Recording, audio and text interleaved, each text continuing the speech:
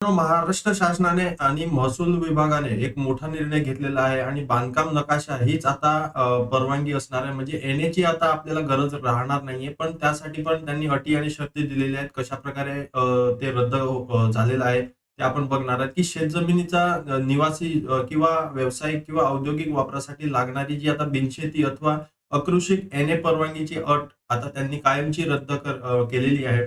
राज्य सरकारने त्यासाठी जिल्हाधिकाऱ्याचा जो अधिकार होता तो आता कमी करून थेट स्थानिक स्वराज्य संस्थाला तो अधिकार दिलेला आहे. त्यामुळे नगररचना विभाग आणि स्थानिक प्राधिकरणाने दिलेले बांधकाम नकाशे जे असतील तीच परवानगी आहे असं तिथे आता समजलं जाणार आहे. त्यामुळे जिल्हाधिकारीकडून स्वतंत्र बांधकाम परवानगीची गरज नाहीये आता. आणि याशिवाय वार्षिक बिनशेती जो कर देखील होता तो सुद्धा त्यांनी रद्द करून आता राज्य शासनाने जमिनी धारकांना आता मोठा दिलासा दिलेला आहे. आतापर्यंत कसं व्हायचं, की जमीन बिनशेती करण्यासाठी जमीन मालकाला प्रथम स्थानिक प्राधिकरणाकडून बांधकाम परवानगीसाठी प्रस्ताव सादर करावा लागत होता.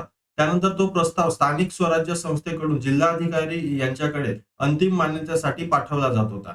या दुहेरी प्रक्रियेमुळे नागरिकांचा वेळ आणि त्यांना त्रास सुद्धा होत होता. अशी प्रकरणे प्रलंबित राहत असल्याने नागरिकांना जिल्हाधिकारी कार्यालयात वारंवार चक्रा तिथे माराव्या लागत होता. या महसूल मंत्री आताचे जे महसूल मंत्री आहेत त्यांनी चंद्रशेखर बावनकुळे यांनी म्हणजे आपले जे मुख्यमंत्री आहेत देवेंद्र फडणवीस यांच्या सूचनेनुसार शेतजमीन बिनशेती करण्यासाठी जी लागणारी स्वतंत्र परवानगीची आता सक्ती ही रद्द केलेली आहे. त्यासाठी महाराष्ट्र जमीन महसूल संहिता मध्ये बदल करून तसेच राजपत्र सुद्धा त्यांनी प्रसिद्ध केलेले आहे. तर इथे जे आहे ते मी तुम्हाला शासन निर्णय दाखवतोय. त्याच्यात तुम्ही बघू शकत असतील की 10 तारीख आणि फेब्रुवारी मध्ये हा निर्णय झालेला आहे. आणि तो कशा प्रकारे आहे तो पण आपण पुढचा भाग घेऊया आणि त्याच्यामध्ये लोकांचा काय फायदा होणार आहे आणि कशा प्रकारचे त्यांचे नवीन नियम आहेत. पहिले काय व्हायचं मित्रांनो, की बँक कर्ज देताना सुद्धा अकृषिक सनदेची आग्रह तिथे धरला जात होता. मात्र नियोजन प्राधिकरणाची परवानगी मिळाल्यानंतर आता बँकेची सनदेची आता आग्रह तिथे धरली जाणार नाहीये. जिल्हाधिकाऱ्यांनी हे आदेश सर्व बँकांना निर्देशनास आणून दिलेले आहेत. असेही निर्देश महसूल विभागाने दिलेले आहेत. दरम्यान महाराष्ट्र जमीन महसूल संहितेत सुधारणा करण्याबाबत हिवाळी अधिवेशनात याबाबतची रूपरेखा सुद्धा ठरली होती आणि त्याच्यात प्रस्ताव सुद्धा मांडलेला.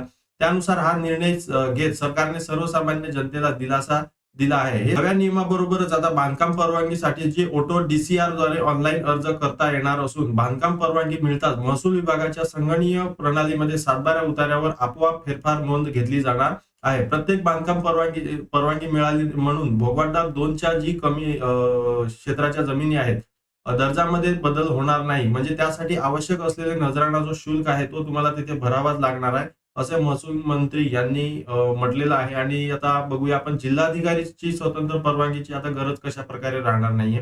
तर नवीन नियमानुसार जर एखाद्या जमिनीचा वापर विकास आराखड्यानुसार अनन्य असेल तर नियोजन प्राधिकरणाने दिलेली बांधकाम परवानगी हीच अकृषिक परवानगी मानली जाणार आहे. यासाठी जिल्हाधिकारी यांच्याकडे स्वतंत्र परवानगीची आता आपल्याला संधीची गरज राहणार नाहीये. तर नागरिकांना जे जुना थकबाकी होता त्याच्यात सुद्धा त्यांनी मुक्तता आपल्याला म्हणजे त्याच्यात पण सवलत दिलेली आहे.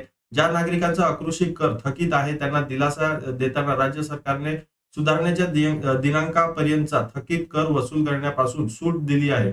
मात्र या जमिनी 2001 पूर्वी किंवा त्यानंतर बिनशेती झाल्या असतील त्यांच्या मालकांना या शासन निर्णयापासून 1 वर्षाच्या आत विहित दराने एक रकमी म्हणजे अधिमूल्य भरावे लागणार आहे. म्हणजे एकदाच तिथे भरावे लागणार आहे. आता जे रक्कम आहे ती कशा प्रकारे डिवाइड केलेली आहे ती पण आपण बघूया. दरवर्षी भरावा लागणारा अकृषिक कर सुद्धा आता त्यांनी केलेला आहे.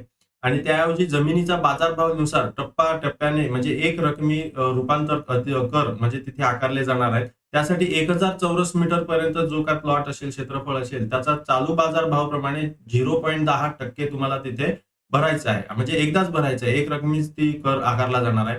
आणि नंतर जर 1001 ते 4000 चौरस मीटर पर्यंत जर एखादं क्षेत्रफळ असेल त्यासाठी 0.25% एवढं तुम्हाला तिथे नजराणा भरावा लागणार आहे. आणि 4000 चौरस मीटर पेक्षा जास्त असलेल्या क्षेत्रफळासाठी चालू बाजार भाव प्रमाणे 0.50% दर आकारले जाणार आहेत. म्हणजे ही अशा प्रकारची ही त्यांनी सुधारणा केलेली आहे. आणि हे जे कर आहेत ते तुम्हाला एकदाच भरायचे आहेत. असं नाहीये की तुम्हाला वर्षानुवर्षे भरत राहायचं आहे.